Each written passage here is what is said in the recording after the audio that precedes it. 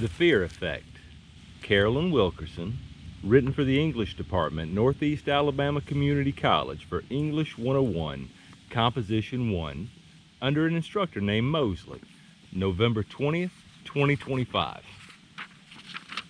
Throughout history, fear has been one of the most powerful tools used to control human thought and behavior, shaping societies more effectively than reason or truth ever have. Today, that power no longer lies only with kings or dictators. It lives in the language of news anchors, politicians, and public figures who understand how easily fear can control the masses. Online, fear multiplies as people pass it to each other like a contagion. When people see the world through fearful eyes, suddenly their actions mutate from natural instinct into a weapon of control.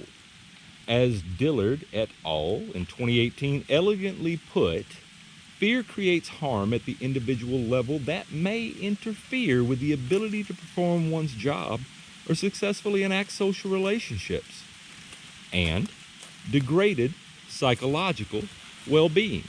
People must learn to recognize and resist fear-based manipulation because it suppresses independent thought, it shapes mass behavior, and it maintains power through obedience. Fear limits people's ability to think critically and rationally, and mass media uses that to its full advantage. Dillard, again in 2018, found that media exposure can sustain and intensify fear, creating what they describe as a spiral of fear. That's on page 11. Their research on coverage of the Zika virus reveals that constant news reports and public discussion keeps the idea of danger alive in the public's mind, even when they try to avoid such content. Again, page 11 from Dillard. This cycle of exposure traps individuals in a continuous state of alertness, where emotional reaction replaces independent thought. In this way, the media is not only a source of information, but also a mechanism that reinforces fear and consequently makes the public more easily influenced. This tactic is evident in how the media operates during election campaigns as well. In interviews, Donald Trump frequently labeled COVID-19 as the, and I quote, Chinese virus, using what Lopez called strategic racism. That's from, I apologize for the mispronunciation, Loffman, 2002, on page 554. Using what Lopez calls strategic racism to stir resentment and warrant retributive policies. While Trump's phrasing referenced the virus's geographic origin, the media's repetition of the term exaggerated its emotional weight. By broadcasting the label endlessly, news outlets helped transform a statement of origin into a narrative of blame that fueled public fear and othering toward Asian communities. Trump then used the public's fear of the virus and presented them with a scapegoat in order to twist the narrative and justify increased control and punitive policies, according to Loffman in 2022, again on page 554. The media's willingness to broadcast and sensationalize these claims demonstrates how fear-based coverage can blur the line between information and manipulation. When fear replaces reason, control becomes effortless. The same mechanisms that cloud judgment also direct mass behavior. Fear does not silence reason. It rallies crowds. Once fear takes hold, it becomes contagious, spreading through social networks, conversations, and media cycles until emotion outweighs evidence. People begin responding to each other's fear rather than to facts, creating an echo chamber where outrage masquerades as participation.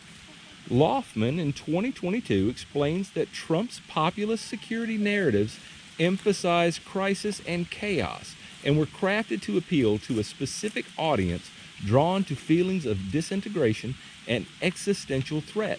That's on pages 549 through 550 for those following along at home. Leaders who recognize the public's sense of loss and uncertainty frequently use that fear to their advantage, casting themselves as the sole solution to the nation's growing anxieties. That's from Loftman on page 574, again in 2022. This pattern is most visible in contemporary politics through rhetoric that evoked economic uncertainty, cultural alienation, and fear of outsiders. Trump effectively appealed to the public anxieties and preserved a steady level of support.